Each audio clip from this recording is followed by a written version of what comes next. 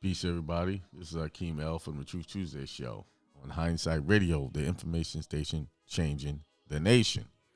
All right, doing another short video on this document about the Iroquois Confederation and the founding of the constitutions, just continuing with the revealing of the truth of what's really going on, who is the difference between the two governments, and if you can catch between the lines as I read, the remedy. All right. This is the chairman speaking now that I'm going to read from. Here it is. To say that this was a fascinating discussion would be an understatement, and to suggest that this was a very important panel would be a gross understatement. What you have just said, Mr. Deloria, is foremost in my mind. I have been chairman of this committee now for 10 months, and in order to acquaint myself with the concerns and problems of Indian people, it may surprise you to know that I have spent more time conducting hearings relating to Indian affairs than all of the other committees over which I chaired combined, including the Iran Committee. I am chairman of the Appropriations Subcommittee on Foreign Operations and the Subcommittee on Communications of the Commerce Committee. I have early on set an agenda for this committee and myself in particular to seek the advice and absorb the wisdom of Indian people. As a result, I must most shamefully note that I was the first chairman to ever visit the Pacific Northwest. I was the first chairman to officially visit the Navajos or the Hopis and the Yakimas or for that matter, just about any tribe in the Southwest and the Pacific Northwest. So what he's saying is they had all these committees before that was supposed to take care of the relationship between the indigenous people. They didn't. No one cared. They knew the treaties were there, but they didn't want to do anything about it. Why? It didn't fit the agenda of white supremacy. All right. Congress, when it legislates, does not do so all the time on the basis of compassion or justice or equity. That would be the ideal situation, that legislation be based upon sensitivity, equality, and justice. Unfortunately, Congress makes decisions based upon the scale of political power. And the scale is heavier on the Indian side. Once in a while, the Indians get a break, but all too often, as most of you must have noted, the scale of power is on the other side. So Congress, who was supposed to be the trustees, have abused their powers. Trustees are supposed to see to the beneficiaries' benefit, right? But they've been seeing to their own benefit. If you were the trustee of a trust and you mishandled the trust, you would go to jail. You would get locked up. You'd be charged with a crime. So what do you think should happen to the Congress in this matter? This committee is, as I think, a classic example. This is a relatively new committee because it was not in existence 2 decades ago. When it was restored, it was temporary committee. That is why it still has the designation of being a select committee. A select committee in the Congress usually suggests that the committee is for a given purpose or a given term, like the select committee on Iran-Contra affairs. This committee today is a permanent committee. We are in the process of amending the title by deleting select. On my agenda, I feel that there are many things that have to be done. One, the people of the United States must be made aware of this unique relationship. The purpose of these hearings, and incidentally, the major purpose of the investigation committee, is not the investigation of crimes, because in the final analysis, the investigation of alleged crimes will be conducted by other authorities, the Justice Department or the U.S. attorneys or the courts. If one should look and study the resolution that created the committee, you will note that the most important aspect is to investigate this relationship between the government of the United States and the sovereign governments of Indian people, because as noted by all of you, clarification is long overdue. See, there was a sovereign government. Our dealings with Indians have been based upon myths, on misunderstandings, and as Professor Deloria indicated, the assumption of authority, which I do not feel was properly delegated to the bureaucrats of this nation. See, they took power. They assumed power over indigenous people. And we know what happened. They started reclassifying a lot of us as colored, Negro, African Americans, and then gave a select few who had a certain pigment color in their skin the title of indigenous or Indians. All right? It will take a while, but I can assure you that we will look into this and hopefully at the appropriate time begin the process of clarification. He said it would take a while. So here he is. He's telling them it's going to take a while. You know, he sounded good in the beginning. Now he says it's going to take a while and it's going to be a process of clarification. More BS. It may interest you to know that at this very moment, the Senate of the United States is debating the Farm Credit Bill. In this huge measure are two provisions that should be of intense interest to all of you. One, if adopted, would begin to change in the nature of trusteeship and land tenure. It says that if an Indian person or tribe should find itself unable to pay its debts to the Farmers Home Loan Bank, this land may be acquired by any Indian of any tribe. So a Yakima could conceivably become the owner of a Navajo land or any tribe. Navajos could purchase Yakima land. See? So if they couldn't pay off a loan, only indigenous people could purchase these lands. No one outside of it. And I'm sure that was not followed. There's another provision in there that says if an Indian tribe or person or corporate entity should purchase land which was at that moment subject to county or state taxation, that right of taxation will follow the land. This will be the first intrusion into the long-established policy that Indian land is not subject to taxation. See, they trying to tax land. Well, they are taxing land. Now, think about it. All of this land is indigenous people's lands, right? So how they collecting taxes? You know, we all know they had to convert you into a estate. And then when you purchase a home, you don't really buy it. You're renting it. That mortgage is really a rental agreement for 30 years, 15, 30, whatever. But, you know, to appease your sensibilities, to keep you deaf, dumb, and blind, they give you a tax break, a small one at that. But you really, buying a home is nothing more than another form of renting. You know, lesser payment. You know, 30 years you can have this, 15 years it's yours. You know, they give you a death note. All right. So what I am trying to point out is this is a matter of constant concern to some of us here. As soon as we conclude these hearings, I will go to the Senate floor to see what I can do to erase these two provisions in the measure. I'll see what I can do. Okay. If you are interested, it is in the Title 6, Section 602. If those sections ever pass, then the process of erosion of land tenure has legislatively and officially started. I don't suppose the members who proposed these amendments did so with any malice, but I think did so without the proper appreciation and recognition of this unique relationship of one sovereign with another. Let you know, indigenous people are sovereign. This is why they don't want the darker skinned indigenous people to know who they really are. Because it'll show that they are sovereign. They're another nation outside of the United States. So, yes, what I'm saying is, are we sovereigns? Of course.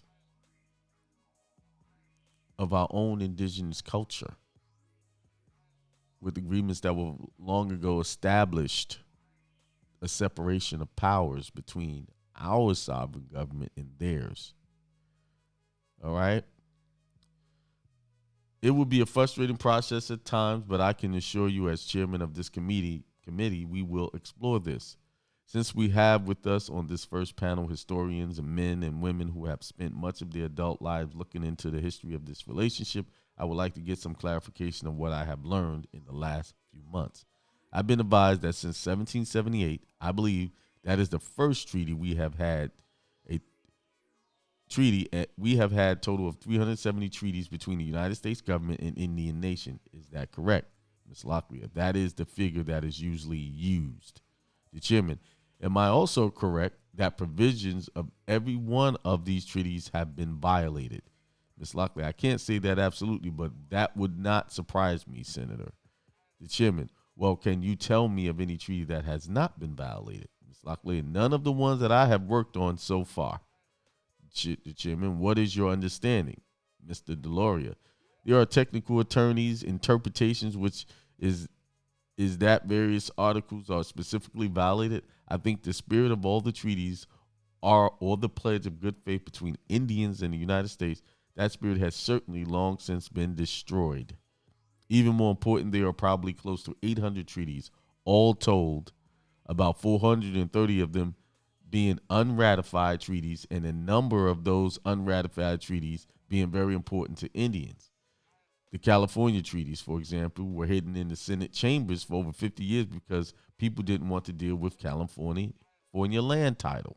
The land titles in the Washington and Oregon area, the tribes signed those in good faith, and the United States needed those treaties to exert a claim against Great Britain or Oregon.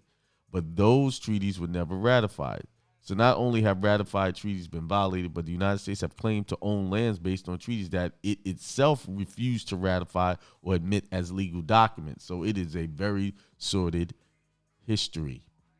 What is he saying? If we can go back and prove that they made decisions on unratified documents, things that wasn't agreed upon unanimously, they would have to compensate. And this is why they keep the history buried, and they keep coming up with these other narratives and keep distracting you with all of these other things.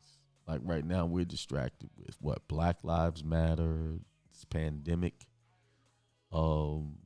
that's supposed to be so deadly. And now they want you to wear a mask for medical use when the boxes clearly say not for medical use. It was interesting. I was looking at a live video of the governor of North Carolina, Cooper, and he was talking about the mandate on mask, the requirement of mask. And he said something, and this is why, this is what people miss or they overlook when they're listening to these people. He said, well, the mask requirements, when people are violating that rule, that mandate, we want people to let us know, call the police, call the authorities.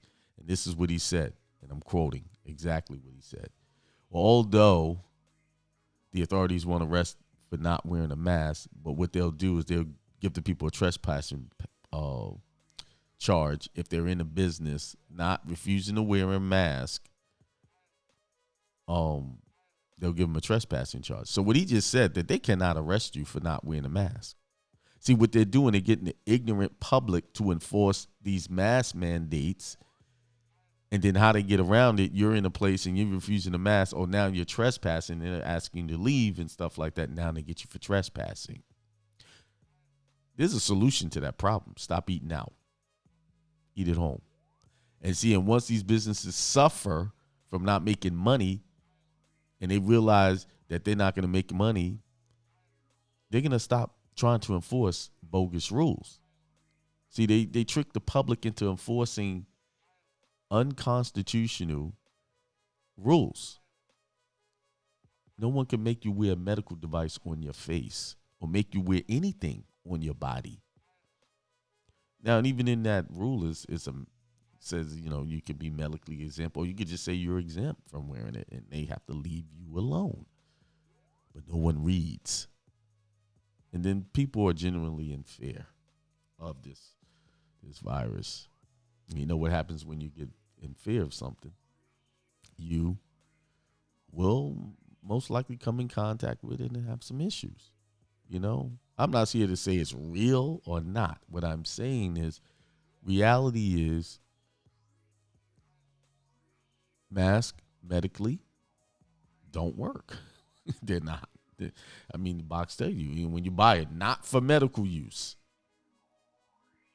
but people wear it, because they believe it's required. All right, and some believe it because they feel like they're gonna be safer. You know. So I didn't mean to get into all of that, but here we go. The chairman, I have been advised that 200 years ago, the government of the United States recognized the sovereignty of Indian Nation over 550 million acres of land. Would that be correct, Ms. Locklear? That sounds, again, roughly accurate, Senator. I am sorry that I can't say I have ever totaled the acres, but given what we do know about the Iroquois tribe's territories, for example, in New York State, and the acreage covered there, I would suspect that is correct. The chairman, and this recognition was articulated in our treaties. Isn't that correct, Ms. Locklear? That is correct. The chairman, and I believe the record will show that today, Indian nations have sovereignty over 50 million acres of land. So from 550 to 50. How did this happen? How did that happen? You see, over the years, the children wanted to be something else. They wanted to be a part of the U.S. government, so they didn't make their claims. Okay? Dr. Deloria, approximately, the chairman. So the violation of these treaties resulted in the loss of 500 million acres of land, if my mathematics are correct. Mr. Deloria, yes, right. The chairman. One hears of the so-called American policy to make certain that Indians were present west of the Mississippi. Was there ever such a federal policy? And if so, when was that enunciated? Mr. Deloria, that is a removal policy, Senator. The first prominent mention is when Thomas Jefferson in Bayonne, Louisiana, thought it would be a good place to put the Indians west of the river. By about 1812, there are removal treaties signed in the Ohio area that begin to move people west, but the best known is the Act of 1830. The Removal Act was passed Congress by a very slim majority, which authorized the President Andrew Jackson to negotiate with the tribes of the South and move them west. Of course, there was virtually no negotiation. They just said you have to move west now and force these treaties through. Now, doesn't that sound like very familiar? What's happened to a lot of what they're calling Negroes, blacks, African Americans many years ago? How they just ran you off your property. That's what I'm saying. The plight of the indigenous and the so-called Negro, African American, colored folks are basically the same. What I'm saying, they are the same people, just reclassified. See, they want you to believe that the indigenous people were dying off. They didn't die off. Paper genocide, just reclassified. That was the easiest way to get rid of millions of indigenous people. And the ones that knew better, who stayed under their tribes, they formed these treaties. You see? Then years of miseducation, brainwashing, children didn't grow up not knowing who they really were. Okay? A lot of them believed they were slaves from Africa. Removal was discussed as late as 1891. After Wounded Knee massacre, there was a discussion of moving everybody to Oklahoma and ringing Oklahoma with forts and barbed wire and just keeping people there until they were civilized. But that failed for lack of appropriation, from what I understand. Removal occurs over and over again. It is basically a policy to move the Indians out of the way of whatever the United States wants to do. The chairman, we hear much of the Indian Wars. What period did this cover? Mr. Shape, my understanding is the period of Indian Wars began. There was a series of stages, and at the first initial contact, there was peace and friendship because the European settlers who came here needed knowledge and skills and help and assistance of native peoples. We have just celebrated Thanksgiving, which in part is to commemorate the spirit of that relationship that was initially formed. Then when the balance of power begins to shift and certain individuals feel bolder that they can begin to claim or take by means of force or sometimes fraud certain tracts of land, then certain individuals become more aggressive. As a result, disagreements have occurred, sometimes misunderstandings through lack of communication. As a result, Indian people have stood up to try to defend their rights. As a result, sometimes violence has been perpetrated against them.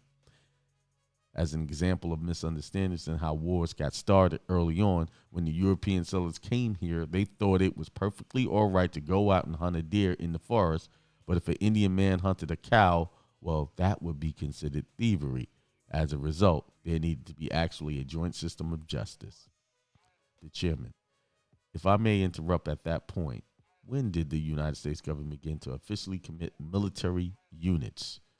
Mr. Schaaf, the policy changed actually quite early on. I found documentation in the secret proceedings of the Continental Congress. The original policy early in 1776 was one of peace and neutrality.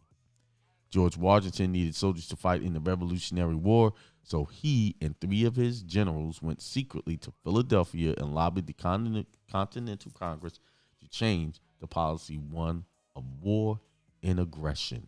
He, in a sense, was saying Indians either have to join us and join the United States Army, or they will be against us. See what they did?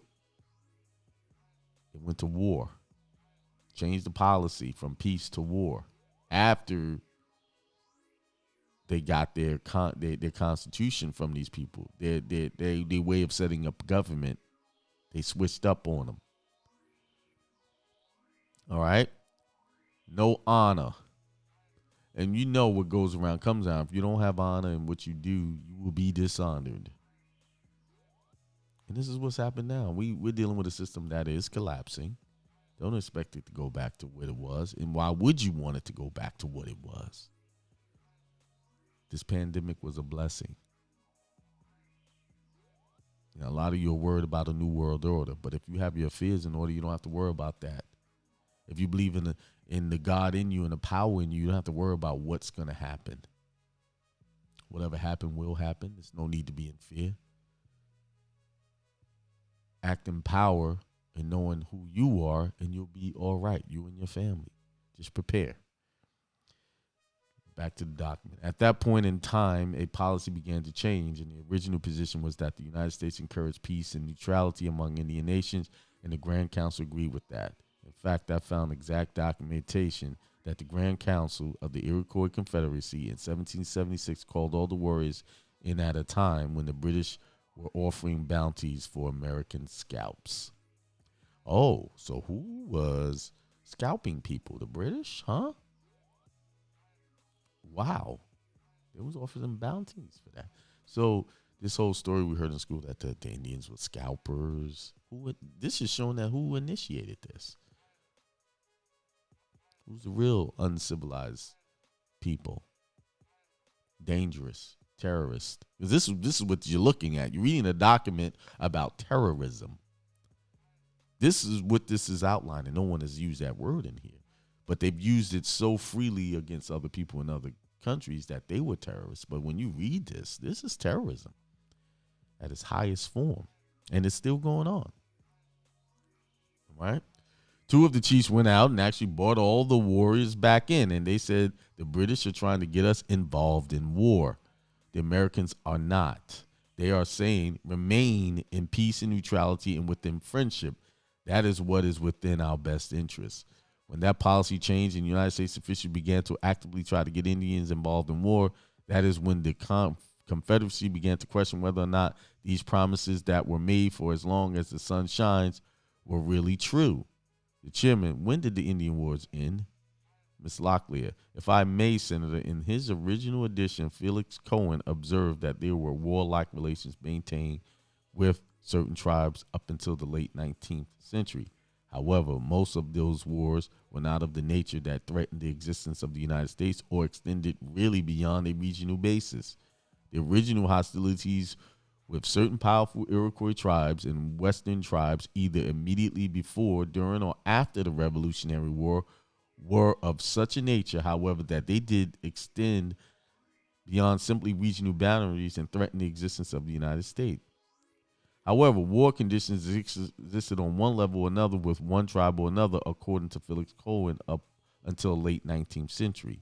Mr. Lyons, I think the point should be recognized that in Fort Sill, Oklahoma, the Apaches were still in prison well into the 20th century. The early part of the 20th century, So you could say that existence continued right up until this century, and it is an important aspect for American people to consider that such a thing would continue up until this moment. I would also like to say that the first treaty was made in 1776 with the new nation rather than 1778, and that was a treaty of neutrality and peace. Excuse me. For which the large belts were brought and exchanged. Chairman, I have been told by anthropologists and historians that about 200 years ago, there were at least 12 million Indians residing in what we call the continental United States. Would that number be correct? Mr. Lyons, it is a difficult question again, but it is also conservative. There are larger estimates. The chairman, that is why I said at least. Mr. Lyons, yes, at the very least, that is a conservative estimate. Let me go back a minute. This I've been told by anthropologists and historians that about 200 years ago, there were at least 12 million Indians residing in what is called the continental United States. So, in the continental United States, 12 million. What happened to them? Paper genocide, y'all. Mr. Shafe, Carl Degler, who is one of the leading demographics who studies populations, estimated at the time of European contact, there were over 100 million Indian people in North America, the chairman in the continental United States, Mr. Shafe, within all the North America, the chairman, what would be your estimates, Mr. Deloria? I think 50 to 70 million in the continental United States. Senator, the chairman, then I have been told that at the end of the 19th century, or about the time the Indian Wars ended, there were approximately 250,000 Indians residing in the United States. Mr. Deloria, that is the official census. But what you have to recognize in that figure is there are a lot of Indian communities that were not identified as Indians who have been since identified as Indians. The federal census used to depend on the Bureau of Indian Affairs, and the Bureau of Indian Affairs used to do estimates. A federal census taker would come to a canyon and shout, how many Indians are down there? If an echo came back, well, that figure is highly reliable. See, they were estimating, and then we know a lot didn't get counted. Because why? While they were setting up these treaties, or after these treaties, they were putting out bait. Oh, if you become this, we'll give you this benefit. So people were switching up who they were, now no longer being identified as indigenous. Okay? The chairman, that is very scientific. Mr. Lyons, I think the point being made is correct, though. There were very many fewer Indians at that time, and the question remains as to what happened to all those people who were original to these territories and lands. Chairman, so you are saying that 200 years ago, there were about 50 million Indians residing in the continental United States. Mr. Lyons, right. The chairman, and that can be appropriately documented. Mr. Lord, it is the middle figure between very conservative people who say 12 million and more liberal people who say 100 to 120 million. So I think in the middle is reasonably good. See, they're coming up with estimates. See, even this guy who's supposed to be, indigenous, he don't know because he ain't one of the originals. So he's speaking from a point of view to keep his lighter skinned indigenous people in to get these benefits. But I'm going to tell you, every hood that we call hood, every ghetto where you see dark people, 99.9% of those people are indigenous people to this land. They have no ties to Africa. Yes, they're still here. They just don't know who they are. This is what they don't want you to know. So even in this hearing, even though there's some truth being revealed, the whole truth is not being shown. Because at this time, the image of a indigenous person is a lighter skin, mulatto. Okay? Octoroon. All right? You would have to do an extensive study, but to give you an example, the Chinook population over a 3-year period went from 50,000 to less than 5,000. How did they go from that? Just drop like that? They didn't die off like that. reclassification.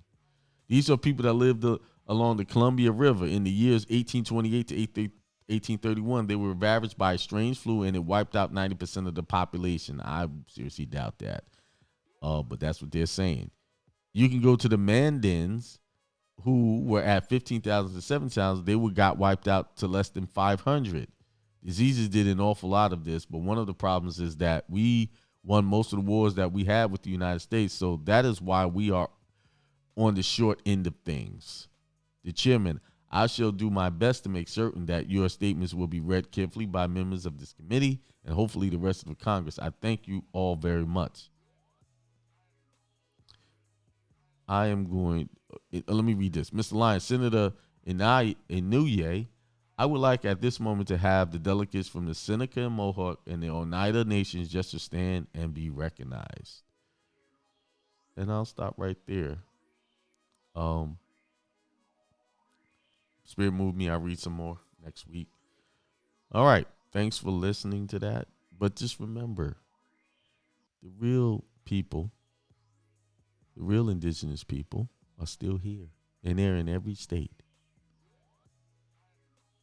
Still around. But they're calling themselves different things. They don't know. Some say they're Moors. Some claim other things. African Americans. But what has to happen? You got to really look deep into the history. And most of the people on all sides are just generalizing who they are. And the only reason why they call themselves either Moor or something else is because someone else told them that. They didn't do any further research. And Moors are, that's would be accurate. But remember, Moors were all over. And they would around these parts and all parts of the world before any other government was existed. But it even goes deeper than that. Yes, Moors were the originators of slavery. Okay. But remember what I told you, what goes around comes around. What you visit on someone else, you're going to get it visited on you. So when we say we start to look at things as why are we going through these hard times, is because we put hard times on other people. We have to take responsibility for some of our ancestors' actions. We weren't holier than thou. We weren't above reproach. We did some things, and this is why we lost power. We went down as a people. But what I'm saying is, when you see a person of color, that is an Aboriginal, indigenous person or people or free inhabitant or the real American, the true American. All right, peace. Remember to tune in every Tuesday, 7 p.m. Eastern Time, blogtalkradio.com/hindsight 2020. Name change webinar. That's the big thing right now. Akemail.com. Go get it. I'll put the templates up there shortly. I haven't done it yet. Got other hosts. We have Bathsheba on Sunday, Raising Independent Thinking, 7 p.m. Eastern Time. Bun Bay, Monday, 7 p.m. Eastern Time. The Bun Bay Show. And on Wednesday, 10 a.m., the Solomon's Temple. That's just a general discussion on health remedies. And Jessica and Tasia on Thursday, the Divine Connection, and Fridays, Freedom Fridays, with Xavier L. Jr. All right, remember, stay in power. Always think positive. Peace, prosperity, health, and wealth to all. Peace.